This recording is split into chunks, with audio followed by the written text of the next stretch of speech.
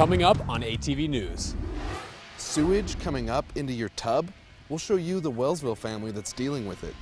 If you thought making flour was harmless, stick around to see how this mill caught on fire. Cache Valley's air is some of the worst in the nation.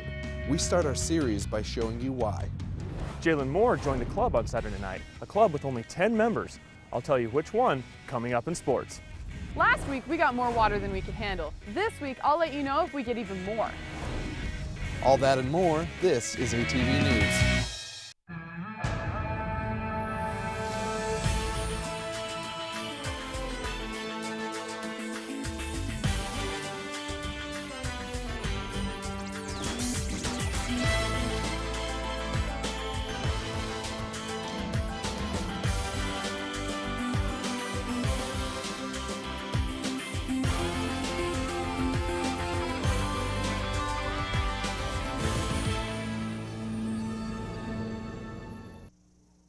Welcome to ATV News. I'm Kaylin Taylor. And I'm Mark Rosa. Several parts of northern Utah faced severe flooding over the weekend due to rainfall and snowmelt.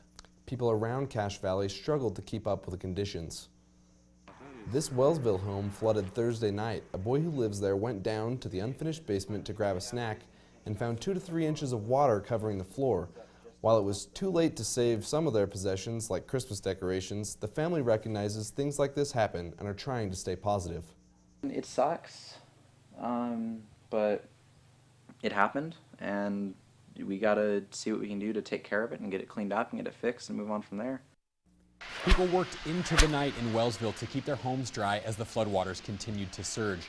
The Francis family was down the street helping a neighbor with their flooding home when their own home started flooding. Sewer water was coming in through the tub, the toilet, and the floor drain in the basement, displacing their 5 children who lived there. They worked all day Wednesday and planned to work through the night Thursday to drain the water as fast as they could. Do what you can. Do your best, you know. We'll get through this. The Francises say the flooding was so bad they sent 2 of their children to stay with their grandparents in Mapleton. Due to heavy rainfall Friday night, the Logan sewage system has reached capacity. Once the sewers were full, they started to flood. Workers used sandbags to contain the flooding. They pumped water from the sewer and all over the city and dumped it in the lagoon facility at the water treatment center. Logan City posted on Twitter and Facebook asking residents to avoid putting additional and unnecessary water down drains. This includes laundry, showers, dishes, and flushing. This is a day that we've dreaded for a long time and very unprecedented. Our flows are typically about 10 to 12 million gallons a day, especially this time of year. We haven't dropped below 30 for 3 days. Today it's most likely close to 60. Monday afternoon, the City of Logan posted an update saying current levels are manageable but elevated. They expect them to lower throughout the week. They asked residents to conserve water with these tips. Take shorter showers, postpone laundry, or only wash full loads. Postpone dishes to only wash full loads. Another area that was affected by the sewage overflow this weekend was this portion of Smithfield Canyon Road. A clogged drainage culvert backed up floodwater and caused it to change directions and run over the road. City officials hurried to shut down the road in case of a total washout, while the property owner tried to clear the drain so the water could drain under the road, not over. It really doesn't take a lot of water to wash out a road. So even if the road looks fine, underneath it could be completely gone and it could take a car really easily. UDOT advises drivers not to drive through water running over the road at any time. A first-stage flood emergency has been declared by federal water managers. Due to rainfall and snowmelt, Cutler Dam is releasing water from the reservoir to reduce flooding. Officials will continue this release until the reservoir maintains proper levels. Because of this, Bear River is flooding other areas of the state, such as Corinne and Brigham City. The warm temperatures, rain, and snow from last month have made the flooding worse. Our Abbie Lewis is live to show you what you can expect for the weather in the next few days. Abby? Thanks, guys. We have over double the amount of rainfall and snow than we usually do this time of year. Because of this, the ground is still frozen and can't absorb the precipitation that we've received. It has nowhere to go but through the runoff. Since our last storm caused so much problems, here's our 3-day forecast to tell us what to expect. Now, you'll see that we have about 60% chance of rainfall tomorrow, about 50% chance of rainfall Friday, and about 40% of chance for rainfall on Saturday. So this means that we should probably prepare for some possible flooding, and we just need to get ready for that. Back to you, Mark and Kaylin. Thanks, Abby. We'll have Abby's full weather forecast later in the show. When we come back, a local restaurant served a lot of food over the weekend. We'll show you why. And we'll show you how this family recipe is made.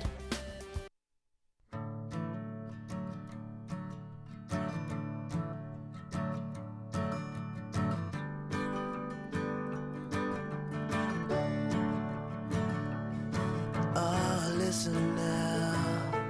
Can you hear the bluebirds? Oh, look up now. Can you feel the sun?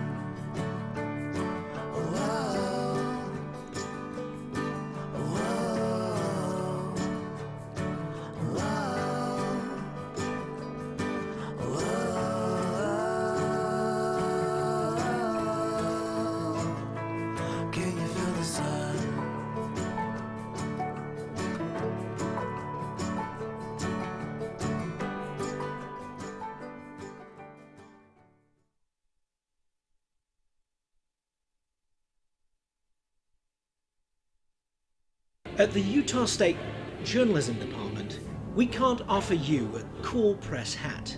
We can't offer you a spot on a blooper reel. We can't offer you easy A's. We can't offer you time off. We can't offer you ridiculously dramatic music playing in the background, or even my British voice. What we can offer you is an education that leads to a job that makes a real difference.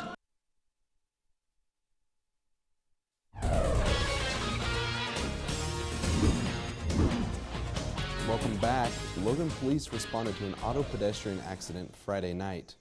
84-year-old Otto Kalman was crossing the street at 100 East and 450 North. It was dark and raining when he was struck and killed by an 18-year-old woman in a car. Police say no one else was injured. You might think that making flour is harmless, but this flour mill caught on fire. The Gilt Edge flour mill caught on fire Tuesday afternoon, leaving this storage container singed. Employees of the mill called 911 after they saw smoke coming out of the duct system. As firefighters fought the blaze, some employees were momentarily stuck on this catwalk. The fire started in an industrial hopper, which is a metal bin that stores chaff. These hoppers can create an explosive environment if you mix the right amount of dust and flour. Throw some flour on over your burner one day if you got gas. Watch it go whoosh. The fire district is investigating what sparked the fire. With all the flooding going on in Cache Valley, one local restaurant found a way to help those in need. Here's Mamo's restaurant, empty for the first time since Friday night, which is when the owner put this post up on Facebook. The post says, "As we try to pump water out of our flooded house, my wife says to me, we are not the only ones. Mamo should help. So if you find yourself flooded tonight and your money needs to be allocated to other things, go by Mamo's and we will try to feed you. Pay us later if you have it, or not at all. Just focus on your family and your home tonight." The workers were busy all weekend slicing and dicing up food for the crowds that came in to support the cause. Mamo's employees say they were impressed by the number of people who came in and wanted to help. I've had more people come in and pay for meals than we've had to give away. So the people in the area have really stepped up. I guess maybe we started it, but the people have stepped up and done a tremendous amount of good for us. Davis says Texas Roadhouse stepped in to feed his family and his neighbors while they worked on getting over the flooding themselves. If you've been in Cache Valley in the winter, you know how bad the air can be. Ben Nielsen took his drone out to show you how bad the problem is in part 1 of our air quality series. During the summer, Cache Valley's air is clean and fresh. I love Logan. I think it's beautiful. The only downside is the air. In the winter, smog hangs over the valley. The American Lung Association says it's the 7th worst place in the country for short-term particle pollution. I got up for my 8:30 class this morning and went outside and started coughing. Go outside on a really bad day and just walking around, your throat can start to hurt because all that particulate matter is being absorbed. You get the smog, the fog's cool for a day, but hacking and wheezing when you got a cold, not so much fun. The term inversion is different than pollution because even though that's what we call all the haze sitting above our houses, inversion is actually the phenomena of the atmosphere, meaning humans have nothing to do with it. Usually cold air sinks while warm air rises, but during an inversion, this is backwards, or inverted. The reason is Cache Valley is surrounded by mountains, so cold air slides off the mountain and into the valley, and the snow on the ground reflects the warm sunlight instead of absorbing it into the ground. Cache Valley will always have very strong inversions. We're subject to the whims of the atmosphere. Pollution, on the other hand, is a man-made phenomenon. Our pollution comes from transportation, just simply driving our cars and moving around the valley. And all that ugly brown haze that can be seen is almost entirely car emissions. All of that sits and collects just a few hundred feet above the surface, and we see it obviously very easily. This bowl represents Cache Valley, and in the wintertime we drive our cars around in the valley, and when inversion hits it makes a layer of warm air that seals the cold air at the bottom, essentially trapping us in our own pollution. Even though there are strict emission controls set in place for Utah, almost half of Cache Valley is in the Idaho side. When we share a valley with Idaho that doesn't necessarily have the same emission restrictions and laws as Cache County does, we start to mix in more vehicles that are polluting more. While there's a scale that you can check that measures air quality in the valley, Meyer says there's not much we can do right now except try to drive less. Ben Nielsen, ATV News. To keep up with the air quality reports for Logan every day, check out the link on our Facebook page. And if you've ever ran outside during the winter, you can definitely feel how polluted this valley is. Oh yeah, I've had a cold for about a week and a half and I just can't seem to shake it, and I feel like all that bad air is what's keeping that inside of me. Coming up, ATV's Abbie Lewis will have your Cache Valley weather report. The current temperature in Logan is 39 degrees. Hey Aggies, welcome to the Arc. Campus Recreation Fitness is aimed at giving students a fun yet rigorous exercise program that's also social and dynamic. Our fitness program currently consists of a ton of different classes that you can jump into up to 74 different times a week. We have classes ranging from HIIT, body blast, cycling, yoga, Zumba, you name it and we have it. Stop! Come check us out at the Aggie Rec Center as we love seeing new friendly faces. Get your game up.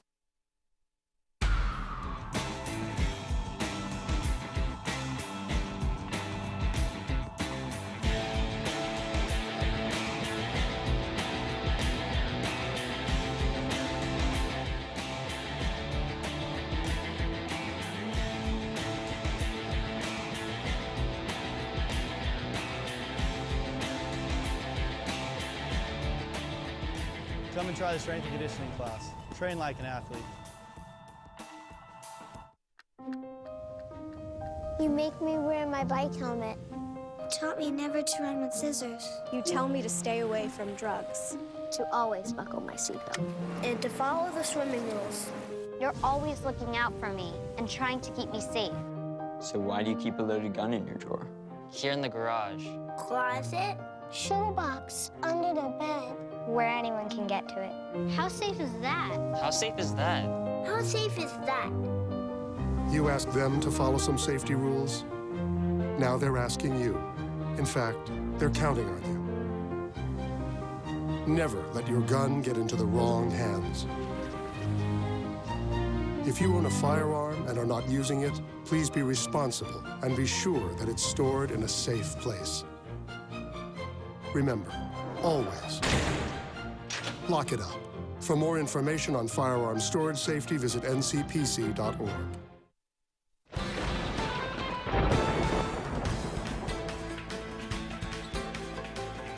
Welcome back. We've got Abbie Lewis with us. Abbie, it's been really wet in the valley lately. Can we expect to see this weather continue? Oh, definitely. We can definitely see a lot more moisture and a lot more rain definitely here in this next week. And I'll show you even where it's coming from in our national radar. So as you can see, we have two main storms that we're going to have a couple of problems with. The first one is over here. This storm over here is hitting New York and New Jersey and kind of the East Coast area, and that is going to cause some serious problems for them with some high winds and some whiteouts. But the storm that we're worried about is over here in the one coming from California. This storm is expected to pull this way in our Utah state here within the next couple of days. Here is our state radar, and so as you can see, there's a couple of blips here and there, a little bit of precipitation and moisture just coming here and there, but tomorrow is mainly when that storm is going to come this way and definitely engulf us here in the next couple of days. If we go to my 7-day forecast, you will see that today it's going to be kind of sunny. Not a lot of moisture today, but tomorrow is really when that rain is going to come in. As you can see, we have about 60% precipitation tomorrow, and that's going to come more tomorrow night versus the day. It's going to be a little partly cloudy tomorrow day, and then tomorrow night is really when we're going to get that precipitation. Onto Friday is when we're going to get about 50% precipitation, and then Saturday is when we're going to get 40% precipitation, and that's mainly going to be for those 3 days. As far as Sunday, Monday, and Tuesday, we're most likely going to get some rain on Sunday. Monday and Tuesday, we're just more likely to get some rain. As you can see, we have our high today of 39, our low today of 17, our high of 41, and our low of 26. That's pretty much, it's going to be a lot warmer this week, but that just means that it's going to rain instead of snow. That means that we're not going to have a lot to stick, and a lot of that could possibly turn into flooding. So it's going to be wet and cold, but the rain is really going to warm things up and possibly cause some flooding. I don't know if I can take any more of this rain. We've had too much water around Cache Valley. Yeah, I'm about sick of it. I'm ready for something else. So why don't we head over to Brian and see what's coming up in sports? Yeah, well, the winter sports aren't quite done yet. Spring is close, but we still have some winter sports to wrap up. When we come back, I'll show you USU's Jalen Moore help the Aggies win on Saturday night. So how much longer do you think we're going to be studying for? Probably another hour or so. Okay.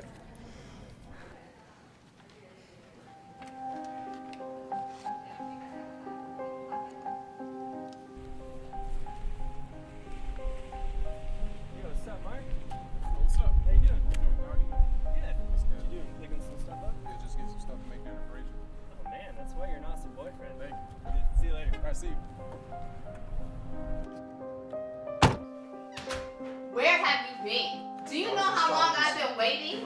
I don't care. What did you even get? You don't do anything right. Is that what I said? What are you good for? You're such an idiot. You know, you drive me crazy. I've been texting you, you don't respond to me. You make me talk to you this way. This isn't what I want. You do this. You're the dumb one. Why am I with you?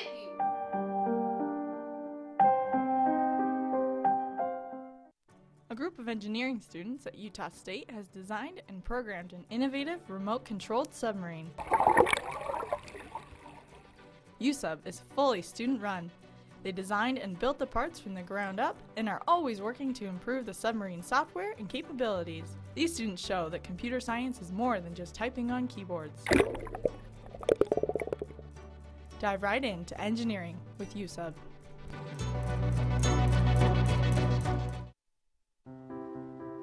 Sorry, I've got big ideas. As a college student, you have big ideas to make a big difference on campus. Why not get funding for those ideas in a big way? The Blue Goes Green Grant provides funding for student sustainability projects. These projects help USU students be more environmentally responsible, live healthier, and save money. To find out more, go to usu.edu/BGG. Get funding for your Blue Goes Green idea in a big way. Blue Goes Green. Make a difference.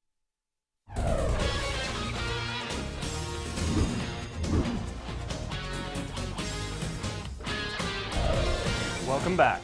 Even though there were only a couple of home games this week, they were well worth seeing. On Saturday night, the men's basketball team faced off against Wyoming in the Spectrum. The first half was dominated by USU's point leader, Jalen Moore, taking shots like this for 3. And another shot here for 3 more. And a staggering drive up the middle with a foul. But Moore isn't the only Aggie putting points on the board. Utah State's leading rebounder, Kobe McEwen, cuts through defenders like butter for the layup.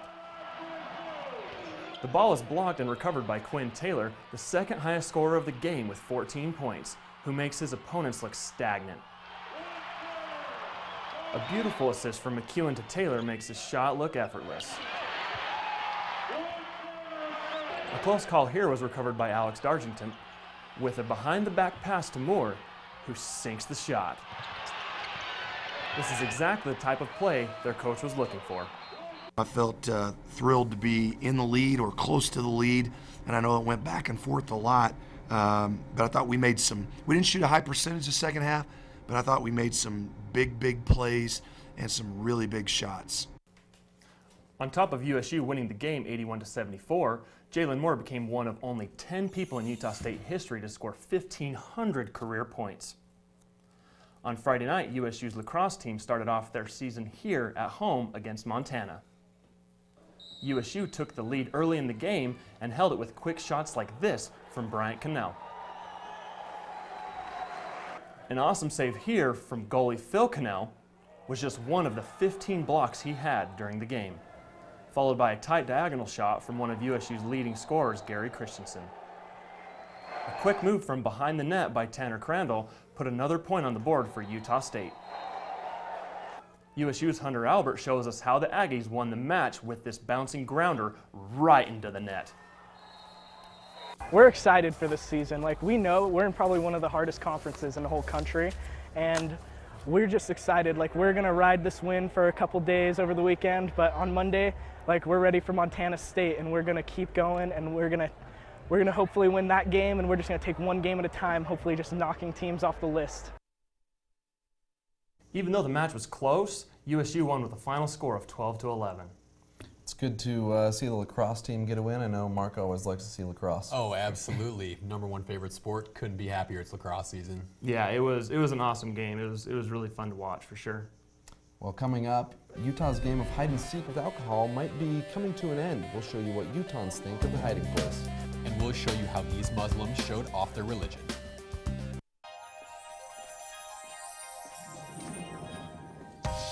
Say with me, imagine what you'd see if every child had a book to read. 'Cause every kid across the nation deserves a book to read, and we can make it happen right now.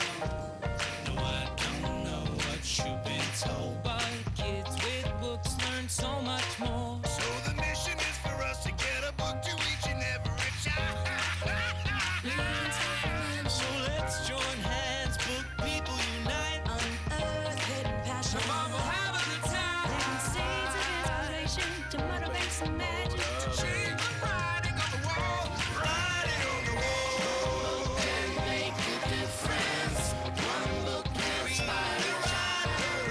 One book can be the first thing that helps to change a life. Read to a child today and spark a lifetime of ambition.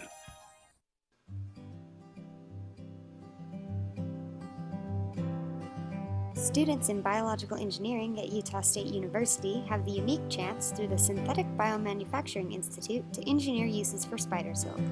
Projects developed in the lab include medical coatings, strong adhesives, and elastic woven fibers. These Aggies from Utah State are influencing and changing the face of biological engineering. Join them and leave your mark as well.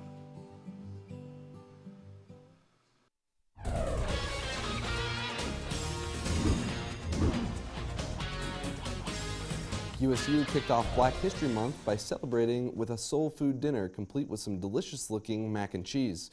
And Morgan Pratt tells us that's actually a family recipe. Thanks. This mac and cheese is not nearly as delicious as that soul food mac and cheese, and that's because soul food is made with a little bit of love. This is USU's Black Student Union's soul food dinner, and this is soul food. Fried chicken complete with mac and cheese. Like most soul food, this mac and cheese isn't just loaded with calories, it's loaded with history. Sharp cheddar, Velveeta, butter, evaporated milk, onion powder, and some seasoned salt. This is not your mom's Kraft mac and cheese recipe. This is a family thing. My grandmother taught my mom, and I just watched them for so many years, you know, cooking at home, and you just come to school and it's the same thing. Like, everybody knows that my house is the food house. You come here, Nay, you cooking? Yeah, I'm coming. Okay. It's the best part. You got to top it off with cheese. This is not a meal that you count calories. Like, if you want to diet, don't look this way. Okay, go ahead. Oh wow, you're like really strong, Kadee.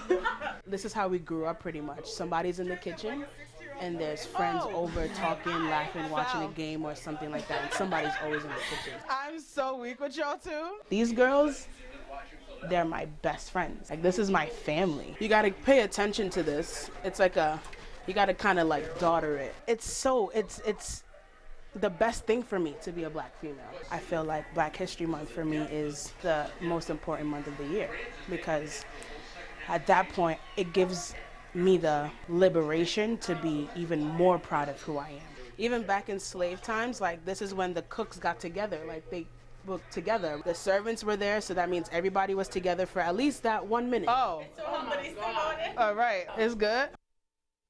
So Janae told me that soul food is actually really good for your soul, but it's not necessarily good for your heart. Back to you in the studio, Caitlin. Thanks, Morgan. That's a story I'd really like to cover, even if it was just to get the family recipe, because that looked like some pretty good mac and cheese.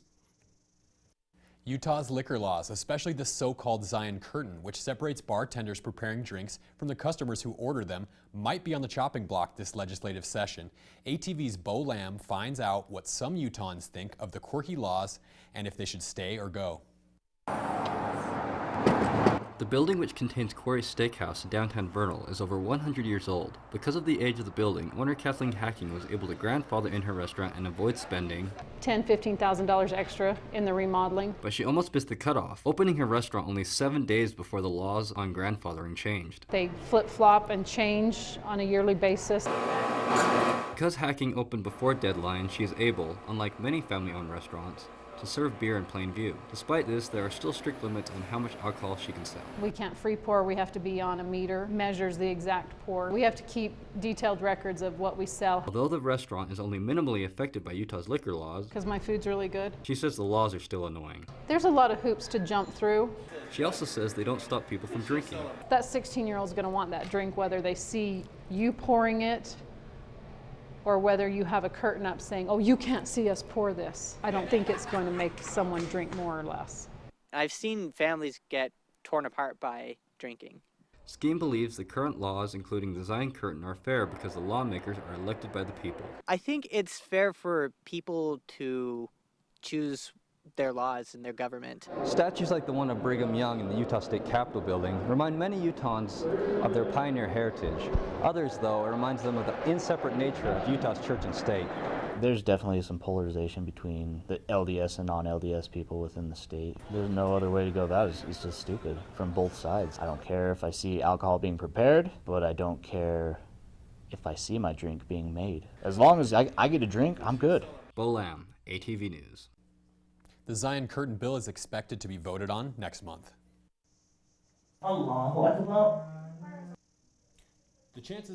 The chances of you knowing a Muslim are slim since they make up 1% of the U.S. population. Those at the Logan Islamic Center tried to increase their visibility by hosting an intro to Islam Night.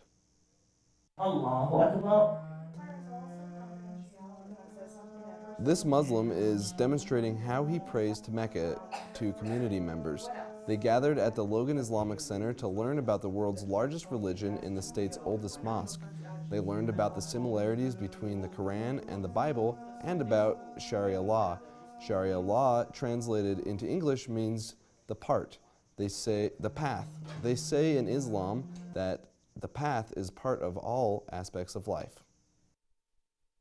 In Islam, your whole life is guided by God, your whole life. The Quran says Allah created you to serve Him, nothing else. So everything you do in life, Islam tells you how to connect it to Allah. Check out ATV's Facebook page to find out more about Islam or to schedule a tour of the Logan Islamic Center. Thank you for joining us on this edition of ATV News. You can catch all of our latest editions on our Facebook page.